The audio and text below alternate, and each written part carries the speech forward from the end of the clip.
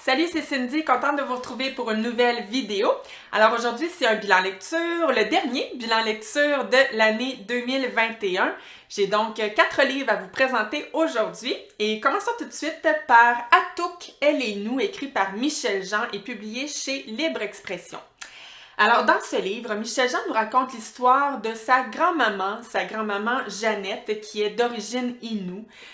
Donc, elle a vécu, elle, son enfance dans la forêt boréale, avec sa famille, avec les autres membres de sa communauté.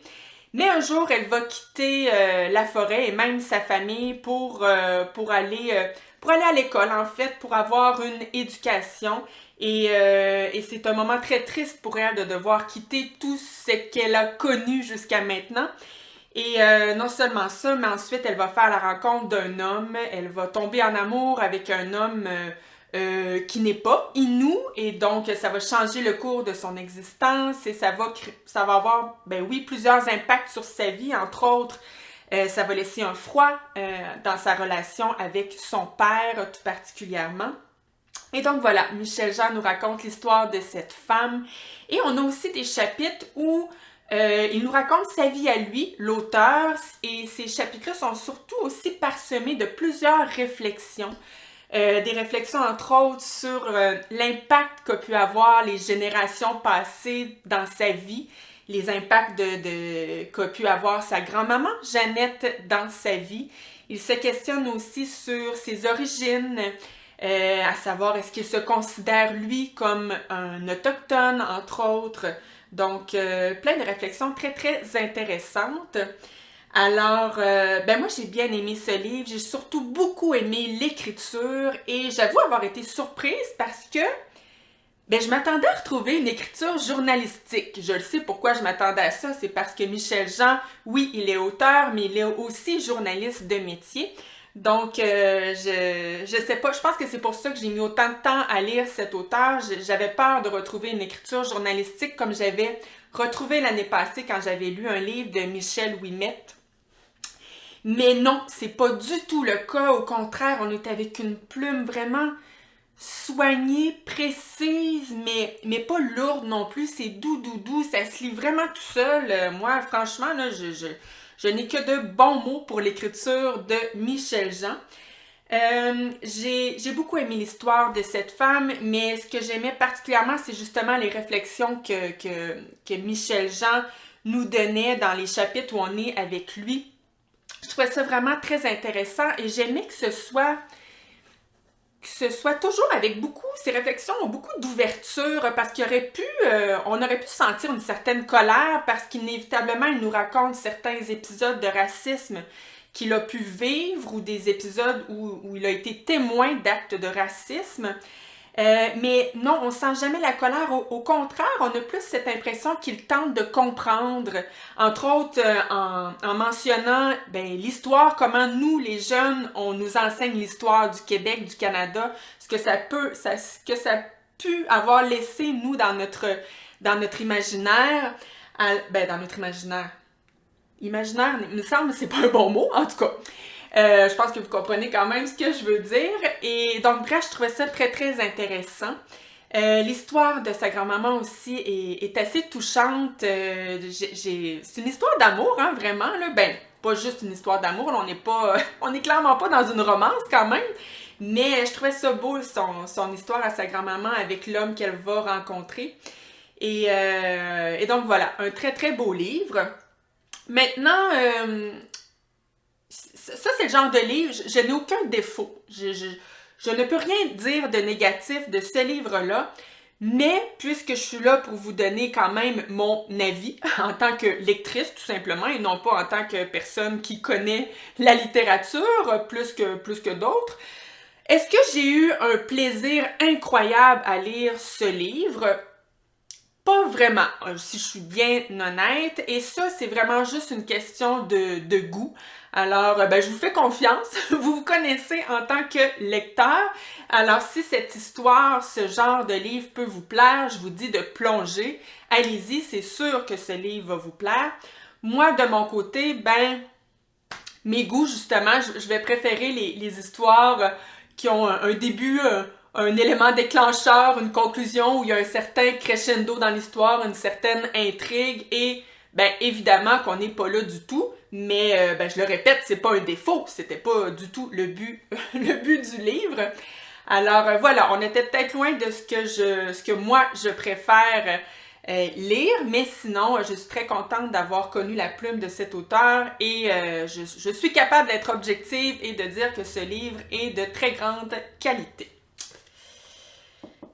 Maintenant, le prochain livre que j'ai lu, lui aussi est autobiographique, donc La fille d'elle-même, écrit par Gabrielle Bouliane-Tremblay et publié chez Marchand de Feuilles, je me trompe pas là, aux éditions Marchand de Feuilles, exactement.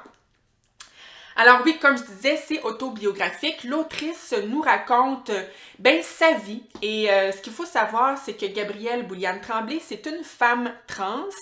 Et donc, elle nous raconte son enfance, le mal-être incroyable qu'elle pouvait vivre, cette petite fille née dans un corps de garçon.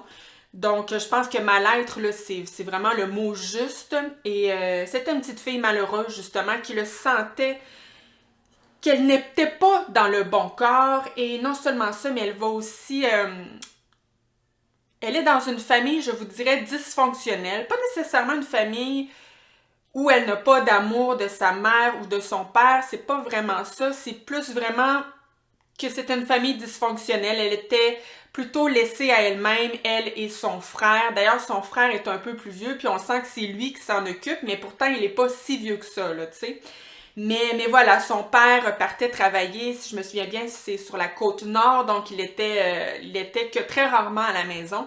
Et sa mère, travaillait aussi énormément et donc voilà, c'était deux enfants laissés à eux-mêmes, puis il va y avoir aussi plusieurs problèmes de couple entre la maman et le papa et ben inévitablement les enfants vont vivre ça de manière...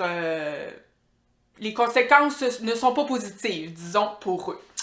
Et donc voilà, elle nous raconte toute son enfance, mais on va aussi ensuite vivre l'adolescence et la vie adulte avec cette femme qui souffre toujours d'un mal-être profond et je vous dirais même qu'elle va toucher le fond lorsqu'elle devient adulte et ce mal-être-là va avoir des répercussions sur toutes les sphères de sa vie. Donc voilà, c'est assez sombre comme livre si vous aimez, si vous n'aimez pas les livres dans lesquels il n'y a pas beaucoup de lumière, il n'y a pas beaucoup de beauté si on veut, c'est peut-être pas un livre pour vous parce que ça va peut-être être lourd à lire. Ben c'est lourd en fait à lire, je vous le confirme parce que c'est une vie difficile qu'elle a pu avoir cette femme. Mais en même temps, moi j'ai trouvé que c'était un livre important. C'est important qu'on en parle et moi j'ai rien contre les auteurs qui vont raconter une histoire même s'ils ne l'ont pas vécue, mais j'avoue qu'ici le fait que cette autrice l'a vécu, qu'elle nous raconte vraiment sa vie à elle, évidemment que ça ajoute une couche de réalisme, de senti, tu sais on le sent que c'est une vraie histoire, on le sent que ça vient de ses propres tripes, là, tu sais. Et donc, on a vraiment l'impression de le vivre avec elle et ça aide à comprendre parce que on a beau dire j'ai pas de préjugés, tu sais, j'accepte les personnes transsexuelles, j'ai pas de problème avec ça, mais de là à dire qu'on le comprend, tu sais, c'est pas si facile à comprendre quand nous, on est nés dans le bon corps. Alors, de lire ça, ben ça aide à comprendre, voilà. Et donc, c'est pour ça que je trouve ce livre très, très important. Important aussi pour ceux qui à l'inverse, vivent la même chose qu'a pu vivre l'autrice. Ça doit tellement faire du bien de lire l'histoire de quelqu'un qui vit la même chose que toi. Alors voilà, je trouve que c'est une lecture importante et c'est touchant et je vous disais que c'est sombre, franchement, tout le long du livre, mais il y a une certaine part de lumière à la fin. J'ai bien aimé la fin, ça m'a d'ailleurs beaucoup touchée. Bref, une très belle lecture. D'ailleurs, je remercie Lire Papier qui me l'a recommandé. Je dis Lire Papier, c'est le nom de son compte Instagram. D'ailleurs, je vais vous mettre les infos les infos en barre d'infos si vous voulez aller la découvrir. Elle a un compte Instagram dédié à la lecture. Et donc voilà. Maintenant, c'était pas non plus un coup de cœur. Je lui ai donné 4 étoiles sur Goodreads. Le pourquoi c'était pas un coup de cœur, ben là, on va dans les détails quand même parce que franchement, c'était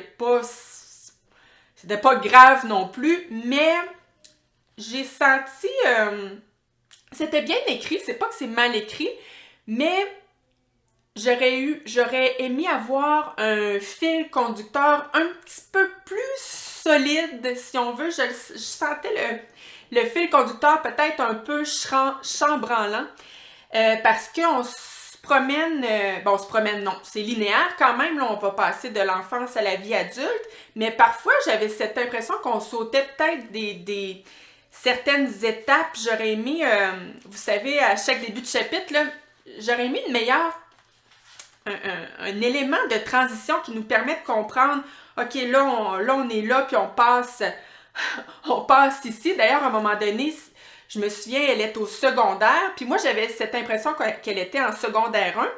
Mais là, il se passait des trucs que je me disais, mon Dieu, il me semble que ça se peut pas en secondaire 1 que... Tu sais, je trouvais ça un peu hard comme événement pour que ça puisse se passer en secondaire 1. Et là, ben finalement, j'ai compris qu'on était plutôt à la fin du secondaire. Tu sais, donc des fois, là, c'est ça, j'aurais aimé des petites transitions entre les chapitres qui m'auraient permis de mieux suivre son histoire et qui auraient permis de faire une histoire un peu plus ramassée. Tu sais, des fois, je sentais que c'était un petit peu pêle-mêle. Mais bon, je l'ai dit, là, c'est des détails parce que c'est pas non plus intense, là. Et l'autre chose, ben je vous l'ai dit, c'est très très sombre, mais je vous dirais quand on arrive dans sa vie adulte, le fait que ce soit aussi sombre, que ça va vraiment mal dans toutes les sphères de sa vie, et je vous avouerai qu'en tant que lecteur, on a comme hâte d'en finir. Moi, je le lisais puis je me disais, oh, là, c'était lourd, c'était pesant, j'avais hâte de sortir de là, mais en même temps, c'était nécessaire qu'elle en parle. Je veux dire, ça fait partie de sa vie et voilà, c'était très nécessaire qu'elle nous le raconte, mais comme lecteur, je vous le dis, c'est quand même lourd, puis on a hâte d'en sortir. Donc voilà. Mais c'est pas un défaut, c'est juste que c'est pesant. Voilà. Alors, un livre que j'ai beaucoup aimé et que je recommande fortement et qui, je le répète, est très important. Prochain livre que j'ai lu, ben là, on est au mois de décembre. Fallait bien que je lise un livre de Noël quand même, hein? Non, c'était pas obligatoire, mais je sais pas. Moi, j'en avais envie, puis j'en avais un sous la main. Et j'ai donc lu Les Feux de Noël de Marie-Bernadette Dupuis et publié aux éditions JCL. Finalement, je vous dirais qu'on se sent pas tant dans la magie de Noël dans ce livre, même si l'histoire débute et on est, oui, dans la période du temps des fêtes et on finit le livre aussi dans la période du temps des fêtes. Donc, il y a comme... Dans le fond, c'est un peu une histoire qui se passe sur un an. Et donc, on est avec Liselle Schmidt, qui est elle travaille dans une maison de couture, ça se passe en 1924 et elle est première main, qu'on dit. Dans le fond, c'est comme la chef des couturières, si on veut. Et là, dès le début, donc, dès qu'on... Voyons... Au tout début du livre, la maison de couture pour laquelle elle travaille va passer au feu. Et donc là, pour sauver un de ses patrons, elle va monter à l'étage. Et là, finalement, elle reste prise à l'étage parce qu'elle ne peut plus redescendre en raison des flammes. Et là, le merveilleux pompier Heinrich Keller va venir la sauver et la sortir de la bâtisse et évidemment qu'ils vont tomber en amour parce que oui, ce livre, c'est une romance historique et donc voilà, ils vont tomber en amour, mais le problème, c'est que Heinrich Keller, il est marié. Il est marié à une folle, en fait, mais voilà, il reste que Liselle Schmidt, elle ne veut pas avoir de relation avec cet homme, d'autant plus qu'en 1924, ce serait très très mal vu et le divorce aussi n'est pas n'est pas populaire, disons, à cette époque-là. Donc voilà, ils ne peuvent pas vivre leur amour. Donc une histoire d'amour impossible, finalement. Mais là, il va y avoir aussi dans ce livre-là plein de petits mystères parce que Liesl Schmidt va avoir tout à coup plein d'ennemis, entre autres celui là, qui va causer l'incendie à la maison de couture où elle travaille. On sent que c'est son ennemi, mais on comprend pas trop pourquoi. On sent aussi que ça a un lien avec sa famille à elle, à ses parents. Et donc, tranquillement, pas vite, en avançant dans le livre, on va tout comprendre, les liens qu'il y a entre chacun des personnages. Et donc, voilà, une romance historique avec plusieurs petits mystères au travers qui créent une certaine intrigue. Je n'ai pas du tout aimé ce livre. Pas du tout. Hey, c'est rare que je cherchais... Quand je l'ai terminé, je me suis dit, mon Dieu, je vais-tu être capable de dire un élément positif? J'ai rien aimé de ce livre-là. Je suis désolée, j'aime pas ça dire ça, mais il reste que c'est la vérité. J'ai trouvé ça quétaine, là, mais quétaine, là, l'histoire d'amour entre Liesl et Heinrich. Oh my God, que c'est quétaine. Déjà en partant, tomber en amour alors que sa vie est en jeu. Puis là, le pire, là, c'est qu'ils montent à l'étage, puis ils ont une petite conversation, là, puis là, ils sont en amour, là, tu sais, dès qu'ils se regardent, là, tu sais, le genre d'histoire d'amour qui commence au premier regard, vous savez comment moi, ça m'énerve. Mais là, en plus, sa vie est en danger, mais sans que moi, j'aurais juste une idée en tête, c'est de sortir de là, sortir des flammes, puis, je m'en foutu, moi, du pompier, je m'en foutu s'il est beau ou s'il est pas beau. En tout cas, fait que déjà en partant, là, je levais les yeux au ciel et je me disais, my God, je vais-tu vraiment être obligée de lire ça jusqu'à la fin? Ben non, j'étais pas obligée, mais c'est parce que vous me connaissez, hein, moi, je suis pas capable d'abandonner un livre.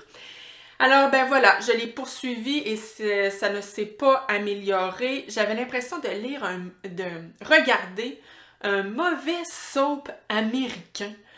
Tu sais, il n'y a pas juste l'histoire de romance qui était quétaine, tout était quétaine, tu sais. Même les méchants dans l'histoire, parce qu'il y en a plusieurs. D'habitude, c'est le fun des personnages de méchants dans les livres. Mais là, sont tellement poches, le genre la femme de Heinrich.